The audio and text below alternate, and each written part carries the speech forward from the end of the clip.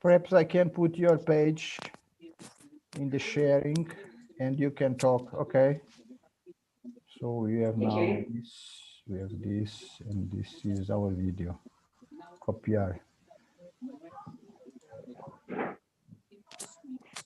Okay, here. Okay, the video is already recorded in this link that I will send to you. I will send to all of us. But okay,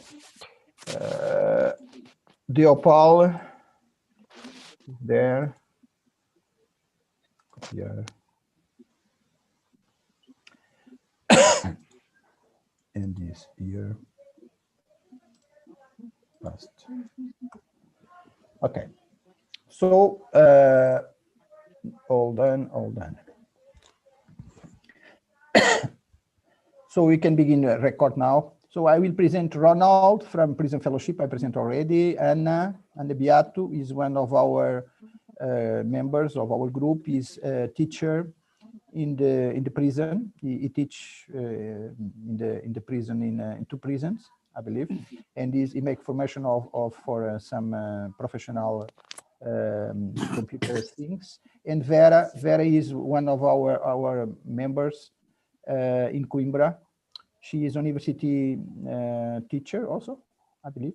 No, what you make? I'm doing a PhD on social and cultural anthropology about gender configurations in prison regimes. And also during my PhD, I did a volunteer in women prisons. And also I worked in a project with children of prisoners. Yeah. Okay. Here in a neighborhood next from Coimbra, in the social project. So, Darley and Almeida Santos, our colleague from Porto that I presented you before. So, what we want to understand is what is this Opal project? What are your connection with him? And can you explain us a little about him, what you make, what your group makes, and what is your advice and what you can help us to make better also in Portugal? Awesome, thank you, and kia ora everybody. That's hello from New Zealand and our native Maori tongue. I will send you all a video of myself talking so you can actually see myself, but I can send that by email. But the Opal Place started up, I started the Opal Place 2 years ago now, and that actually arose from myself being in the prison system myself. So like many people who end up in prison, I was raised in the social welfare system from a baby right through. And like a lot of my peers, you know, there was all that baggage associated with being raised in the social welfare system.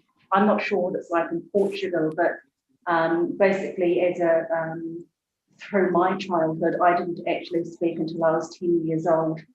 And our social welfare system had said that I was mentally retarded and I couldn't speak or write or anything. So I was very fortunate, very, very fortunate, in that I did have one really fantastic foster parent, and she spoke to me. I was at this particular house on and off during my childhood, and every time I was there, she would speak to me very clearly, and she would say, "Darling, that's a forsythia tree. Can you say forsythia?" Or "That's a rhododendron tree." She would enunciate all the words to me as if I could hear them. So through listening to her talking for all these years, it wasn't until I was 10 years old that I actually started to speak. And I guess I speak English very well. So a lot of people have the misconception that I was raised in a very well-to-do household, but that was nothing more from far from the fact. I ended up being, like most social welfare children, I was a bit of a mixed bag. I didn't do well at school at all, but I was very determined to do well in life. So I represented our country, New Zealand, at hockey, and I ended up doing well at business, which was interesting because I couldn't really read or write very well. There's a bit of an interesting story behind that, but I won't go into it. So eventually, I struggled with addiction and all sorts of bits and pieces, and I ended up in prison, and I ended up in prison twice. And during that time, I didn't speak a lot, but I watched a lot, and I really saw the struggle that obviously many mothers and women had inside prison. And I really noticed that there were very few bad people, but there were a lot of sad people who had similar backgrounds to myself and who struggled with reading and writing and all of those bits and pieces. And so early on in the picture, in my visit in prison, I decided that I wanted to do something to help my peers, to help people who, like myself, had known struggle and who had ended up in the correction system. So it was during that time that I started my education in prison, and I learned I could read, but I needed to learn how to write and do maths and all of that education. So I really used prison really well, and I could say that I was the most luckiest prisoner in New Zealand, and I think that was because of my attitude. I had a lot of opportunities in prison that would be quite unusual. As an example, I got to coach hockey outside of New Zealand, outside of the prison, and I got to work at a finance company outside of our prison. But the whole key goal for me was to learn and to get those skills to learn how to be able to write and write well enough that I could create resources to help my colleagues and my peers inside prison to become better parents and to communicate with their children a lot easier. And so it wasn't until a few years after I left prison that I finally finished my education and got university entrance here in New Zealand. So I have put a lot of work into reading and writing and grammar and all of those bits and pieces. It still is a work in project, but I've decided not to wait until I'm perfect because I've got a really important message. The difference with my resources is that it is peer-to-peer, and I know from being inside prison that we engage more with people who we can connect with, who understand us. And so when we get talked to or visited by a lot of extremely well-meaning people in prison, often our ears aren't open wide because we don't think that person can connect with us. But the times Can I put any of us, if you want, if you don't understand, ask questions. One thing that I don't understand yet is how many people are now involved in this project that you have? Okay, so with my website, the Janice Adair, who is the Commission Inspectorate for New Zealand Prisons, is rolling out my resources in the New Zealand prison system from next year. But my resources have been one-on-one, and in particular used a lot in the southern states of the United States and in the Australian states too. So it has been my passion and my driving which has driven the use of these basically free resources. So the key point with my resources is that the resources are written for an international audience, and I allow them with my agreement to be changed to use another country's language or another logo, for instance. The key difference or the key message that needs to stay the same is that these resources are from a peer to a peer, so that the people reading in whatever prison around the world know that the person who is writing this document has written it specifically for them, understanding their journey and supporting them in that. So yeah, so it very much is individual, but from next year it will be going to the New Zealand Corrections officially, which is great for me. And in how many prisons are you making this? Because I don't understand. In your page I read, but I don't understand. You visit what kind of prisons now with the group for these people? So these prisons go in, my resources go directly to the prison, often it's the chaplains or my relationship is directly with prison officers and prison management. So I connect with 3,700 people at this point in time, but the resources are free. A lot of the time the resources will be inside the libraries, free TVs. And in South America, for instance, sadly I don't have the Portuguese, but my pregnancy resources is used, laminated, and is in a lot of the South American prisons. So as I said, I'm only 2 years into this work, and there is nobody else who actually has written similar resources as myself for peer-to-peer. Okay. Some of you want to put some questions to Ronald? Yes. I was intrigued. You describe about yourself the life you had before with all kinds of anxiety, depression, alcoholism, and whatever. And then you say prison turned out to be a blessing. Like after that, you were healed. This is amazing because normally people say the opposite. Prison was a curse and everything went down. So how did that come in your life? For me, it was can I ask you? I'm sorry, because the connection is very, very, very complicated. Is big. We have delays. Can you try to speak a little slowly, please? Because not all of us knows English like Ronald, so we need to understand. Sorry. A little more slowly, okay? Because sometimes there are some delays in your conversation. We cannot hear everything. Apologies there. Thank you. Thank you. New Zealanders do talk very fast as well, so I should have to slow down. So for me, it was attitude, and I am a Christian, and that has a very large place in my healing and in my walk.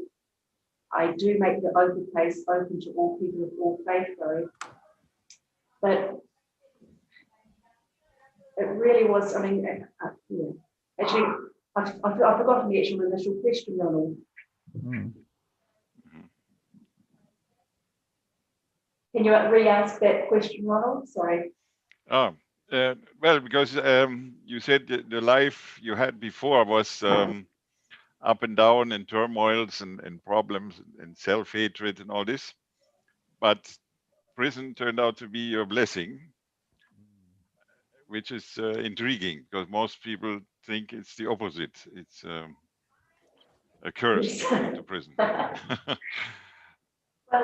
Well, what was interesting was that when I hit prison, which was in my 30s, I was in my age in my 30s, I'm now in my mid-50s, I very much distrusted people. I had a natural distrust of other human beings. And I always thought that human beings had a ultimate goal, which their goal was going to be something not very nice. And so when I went to prison, I was in a very dark place. I was distanced from God, and I didn't like people at all. I just did not trust them. But when I was in prison, what I noticed was that people were doing things for me inside prison, and I analysed them, and I could not find any reason for why these people were doing these nice things for me. I couldn't understand that people, or I had never understood that people would do something nice for a person without something in it for themselves. And I'm talking about all sorts of wonderful things that happened to me in prison, amazing things. And I analysed these occurrences in my cell at night. And what I came to was that all people are not bad. Now, my foundation in life had been that all people were bad. And it wasn't until I was in prison that I had the light turned on and understand that actually there were good people in this world. And so my lifelong foundation stone that all people were bad broke. I found, yes, there were bad people in this world, but I found that God did his healing through people. And so that for me was the link that I found in prison, that people were actually, some people, many people, most people were actually really nice. And so that changed my whole life. I now work, I look after pastoral care for a large corporate business here in New Zealand. And so I can share my positive message with people. And I really know what I'm talking about because I had seen the Lord had shown me the darker side of life. But through being in prison, I can also now talk about the sunshine. And so it's this work is I am very passionate because it's not theory. When I'm talking about people inside prison who are illiterate, I was that illiterate person. When I talk about people who know crime and violence or addiction, I've been there and I have come through. And so I want to shed that light and lead my people like me through, because they're probably good people too. So, and especially their children. I really saw parents inside struggle to communicate with their children healthily over those years. And by the grace of God, I guess I was an optimist, and I can see so many positive things about being in prison. When God brings a person into prison, it's for a reason, and I want people to understand that that time in prison has been gifted, and so the resources I've written are to really encourage parents and children along that journey while they're in prison to see life from a different angle and to get hope and to grow as a person. And it is a case by case. I have obviously spent thousands of dollars on this project and hundreds of hours and learning to read and write. But I know that it makes a difference in people. I get wonderful messages from people all over the world, just that it has made a difference. And just to say that one person is a blessing. Yeah. This is a woman experience that I also feel because Ronnie is asking you, but I have not this experience of children, but I have another experience myself. And I have the same. The silence of the prison gives us the opportunity to change our lives sometimes. Ron, this is very true. This is very true. I can comprove. But this is the most important what you said, and I believe is exactly what you are looking for. Some experience of life, but also we also want to understand, because you are now in a process in Portugal of trying to change some of these rules that put pregnant people, women, and with child in prison. All people go prison, not stay with at home with home prison. In New Zealand, what kind of you have this process like Brazil, for instance, that protect the pregnancy, or no? You don't have in the law. We have, depending on the particular prisoner. What generally happens is that if a woman comes into prison and she is pregnant, she will carry the pregnancy through to the birth of the baby. And then in most situations, the baby will be removed from her care. But if the person has been deemed to be safe, the parent, then she may be eligible to go into one of the women's prisons. And there is a unit where you can have the child up until they're 12 months old. but there are only limited spaces in there. And yeah, but in most cases, unfortunately, the child is put into the adoption system. Yeah. Until what age the children stay with the mothers there? In prison until they are 1 year old. 1 year old. 9? 1 year old. One. Yes. Okay. We don't have a lot of facilities. What we are lucky though that the facilities for the mothers and babies are very good, but unfortunately it is only for that first 12-month period. Okay. More questions for people? Ana, Vera, any of us? Almeida Santos?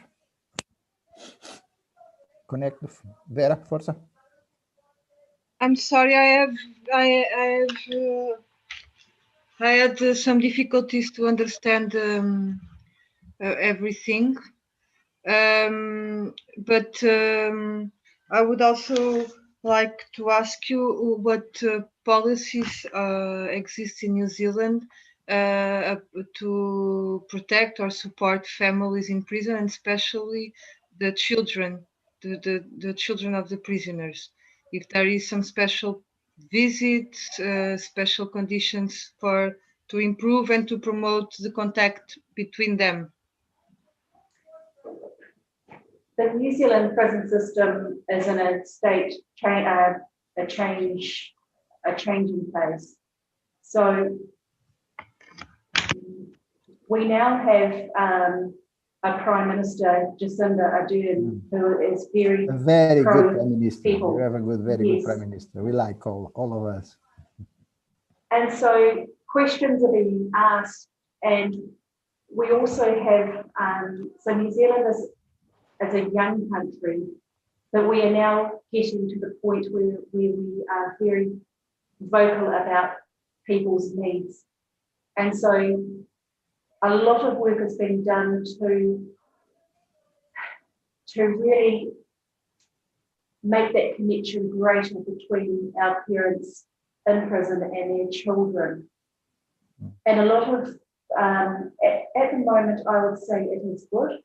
Children can visit their parents in prison, but it is a very rigid and structured occasion.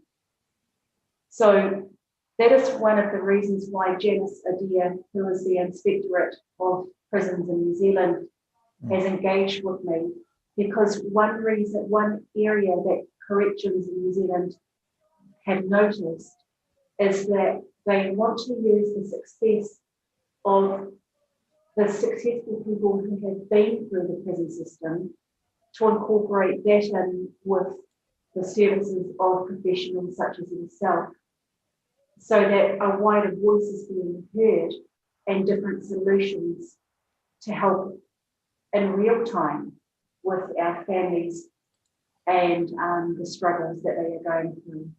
So in answer, the New Zealand system is good, but it is very similar, if you're familiar with the British system, correction system, it is very similar to theirs.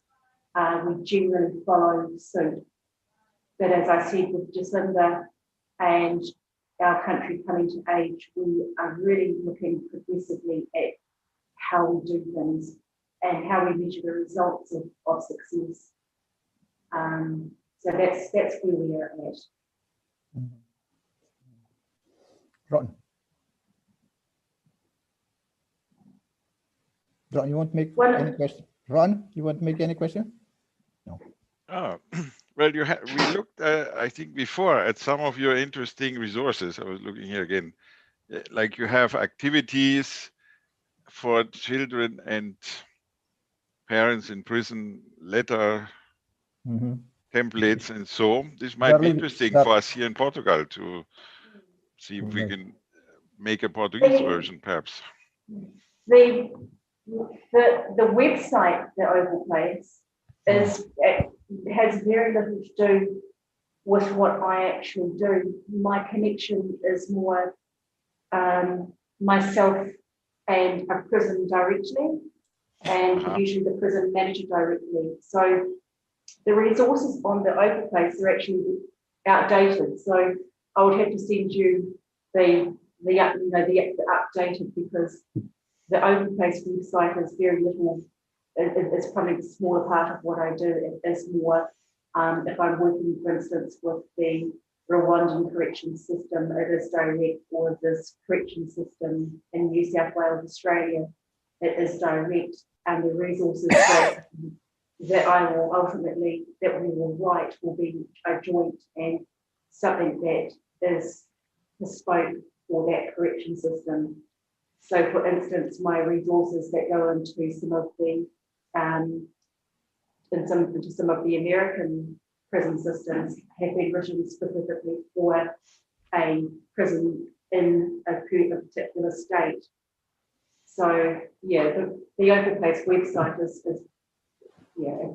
Darling, send us the forms of the letters that we can translate after in Portuguese, Ron, and for the other ones, and you can use for our parents and for our children in prison, if you want. Okay. You allow this, darling. You allow. Yes, yeah. I would like to have a. I mean, just. Thank you very much. I'll email you, Carlos, a range of what will be a good selection to start off with in the relationship. Okay.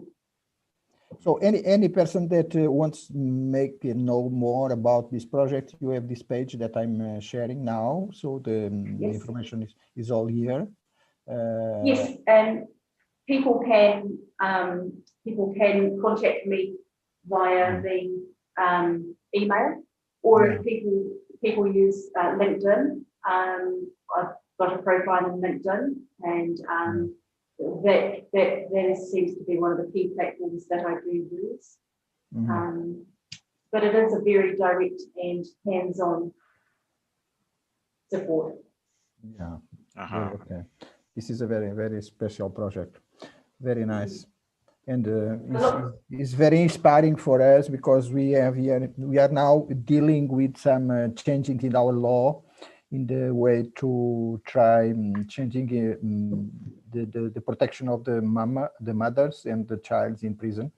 And this is one of the points that we are trying to make more, because they are victims. These children are all victims of the system that make the mothers goes to prison. And after this is our big problem now, and we are trying also to see how to manage this and propose solutions for the government to change this idea that putting because we have in Portugal, we have more or less 400 women in prison, and we have 33 or 34 children. Is true, Vera or Anna? I believe 34. Vera, you are not there? I don't know how many children are. I believe we have 34 in the prisons, in the children prisoners. But here in Portugal, we have children until 3 years. They stay until 3. Not. Vera, do you have numbers? No. We don't hear you, Vera. Sound. Oh. I'm having a lot of difficulties with, but there are 800 women in prison, not 400, 800, almost 870 something. And there is no official numbers about the children inside prison with their mothers, but maybe there is what Carlos told, 34, between 30 and 440. And they could be in prison till 3 or 5 in special situations when they don't have anybody to take care of them outside. And also we have a significant number. I don't have the number. We don't know the number, but there are some children that are institutionalized after the age, the 3 or 5 years old. They had to go to institutions because they have no families to take care of them. That happens also in New Zealand. In New Zealand, what we tend The latest focus is that most of the people in New Zealand prisons are Māori. So that's our Indigenous people here. I am part Māori. So we have tribes, and so most of the children who are Māori are tried to keep within their family tribe. This is not always successful, and like any prison population anywhere in the world, whether it's Portugal, New Zealand, America, or Ireland, or anywhere in Africa, what we see is that when you go into the prison system, it's generational. And so one of my focuses, personal focuses, is to really empower the parents and the children to break that cycle. And it's the same in every country. Sadly, you've got that extra dynamic where the children are going from one institution to another institution. And that's not a great, it's not great. So probably we can't change that. And I can't change in New Zealand the structure that we have. But what I can do is I can try and change the attitude of the parent and the child to empower them to make the changes for themselves. And that's very much what I try and do person to person, is to break that generational tug. And that's very much what I have done. One of my foster parents, she always used to tell me that she knew my family back in the 1920s. And she said they were drunkards and criminals back then. And I heard this growing up, and so I wanted to be the one person in my generation to change that generational structure so that my son could be broken from that. And my goal, and I lead people to be realistic and to not break away, to be mindful of what's happened in the generations before them, and that they are caught in a spider web, and to mindfully break that. So I have done that by breaking off the shackles of addiction and poverty.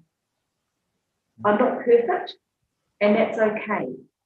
But the difference is that I started to make that change in that week. I broke that pattern. And so now my son, who is aged 25, he has been to university.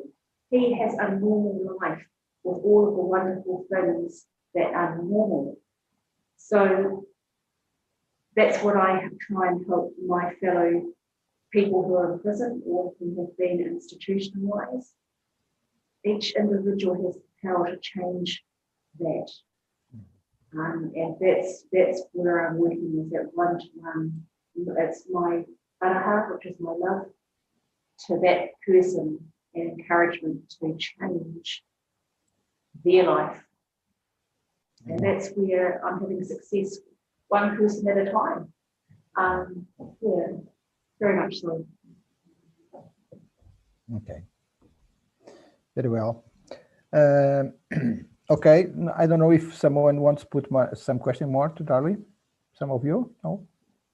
All? I realise that it is very hard. You can't see me talking. So what I will do is I will email Carlos a selection of what I think may be useful. And then if you all have my email address, then you may be able to, then you may like to ask me some questions direct, and we can take it from here. But my work is free, and I'm willing to make sure that what I have can be adjusted for more people in Portugal, and make some differences. Makes a difference in maybe 1 or 2 or 3 or 100 people's lives. But that's my offer. Okay, thank you. This is very good offer. We'll Ron, Sam. Well, I think it's a great I think the prisoners or the inmates in New Zealand will appreciate very much you going back to share your experiences and ideas. I think that's a great example what you do. So probably let's see, we can inspire others here with all your materials and do something similar. Yes. This is, I believe there are some of the associations that we are involved, some that work with children and women in the prison of tears and the prison of women that already ask us this information and are very interesting in talking about this. So in the next two presentations, Monday, tomorrow, and the next Monday, we'll talk about these children prisons behind bars, and we really present your sharing in some way that we'll now try to put the only with some of the best things that you said about this important for us, but also sharing your page and your information and your documents that people can use if they want after use to make the connection between children and the women and the parents in prison. For me, I only want to thank you very much. This is very important we share, and you are in the antipodes, you are in the other part of the world. It's nice to see that there are people that are also work like us and try make a better world and respect these people that are in prison. Many of us are these feelings, but the majority of the community look for the prisoners like second-hand or second degree of persons, not real citizens. And this is what we try to fight for respect of these people and respect the people that make mistakes, that are in prison and after go out, and they have families, they are human beings, and we try in any different ways, in any different religion ways and human ways, because in this group there are different persons with different ideologies, but all of us try defend these human beings that are behind bars, and they have families, they have children, and they must have our respect. And this is our job is trying to make this clear for all the other ones that cannot see this. But thank you very much. I like very much your testimony, your presentation. Thank you very much. Is a real inspiring thing, because you talk not numbers or facts like many of us are waiting for, but you talk about yourself, about your experience. That is much more important than all these facts that we can present, all these numbers that sometimes are not real important. So for me, I want to give you I am from Portugal, and thank you very much. And you are very welcome. When you come to Portugal, you are very welcome here. And we are we'll become very happy if you one day you come to Portugal and you can share in Portugal about your presentation. Vera, on it, what was you, Vera put here in the talking, if you can see one little link that can, if you can take out, you can see the exposition about mothers and children in prison in Portugal that Vera promotes. You want to talk about this, Vera? Vera? First of all, thank you very much, Darly. I'm really sorry that I could not understand half of your presentation, but I hope when I listen to the recorded, we'll see. Recorded, I can understand better. I put here in the chat. You can see the chat. Mm-hmm. A little, if you do copy paste to this link, it's a photographic exhibition that we made virtually, and it has its exhibition made of photos that were taken by children of prisoners. It was a photo voice activity that we did with children of prisoners, and you could see how the situation is in Portugal. because in Portugal there is almost nothing protecting these children. It's like invisible, it's totally invisible, you know, in the system. And also they have no conditions to in prisons to visit their parents, etc. So if you could see, and also that it's in English, it's translate there. There are some, yeah, you can see here, and you have also in an English version. Yeah. Thank you. So you can see here the presentation that is about these mamas and the children. Okay. Okay. So if someone has something more to say, only say goodbye and thank you very much for your time and for your sharing your experience. We are with you anytime. Contact will be in touching in our emails, but also in any situation that you need us, be free to contact us, contact me, contact any one of us. Okay. Thank you very much. I look forward to helping. Thank you very much for your. Thank you. Thank you very much. Bye. Yes. Bye. Thank you. Bye. Take care. Bye. God bless you. Bye. All the best. Bye. God bless. Bye. Thank you. Yes. Yes. Eu Diz, Vera. estava mesmo com problemas porque era do som. Estava-se a Mas ouvir é que eu mal. também não ouvia bem. Tinha Está-se a muitas ouvir mal. interferências. Estava cortado, o som está cortado. Mas agora vamos pedir aqui ao Ron, eu vou-lhe mandar aqui o vídeo e o Ron vai fazer o favor de traduzir as coisas mais importantes que ela disse. Ela partilhou principalmente a experiência dela, porque foi mais do que falar da visita e a experiência dela na cadeia, portanto, não sei se vocês entenderam isso, se alguém não entendeu. Sim, mais ou menos, mas depois não consegui perceber com pormenor.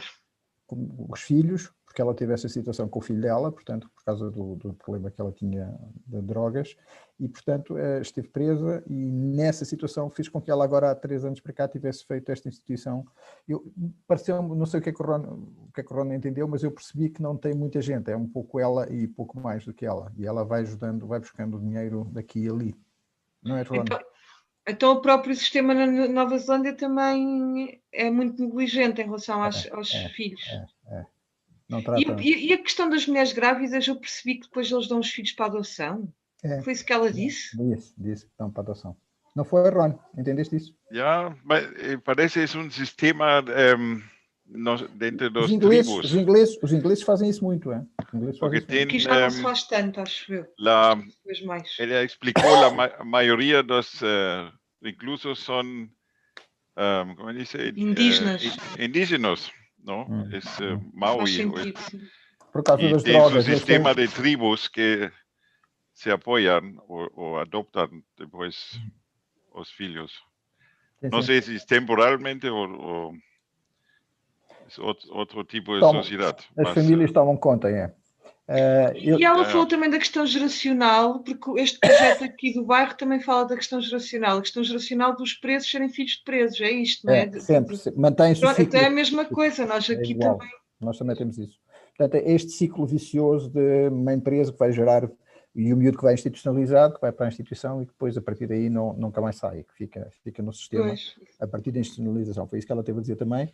Agora, eu estava a pensar que ela tinha já uma organização com mais pessoas, mas não pareceu isso. Não sei o que a Corrente percebeu, eu percebi que era uma coisa muito, quase uma fundação dela, né? Uma coisa muito feita com ela, e ela arranja dinheiros daqui e dali, dos americanos, não sei quantos, e vai tentando fazer muito isto no espectro religioso.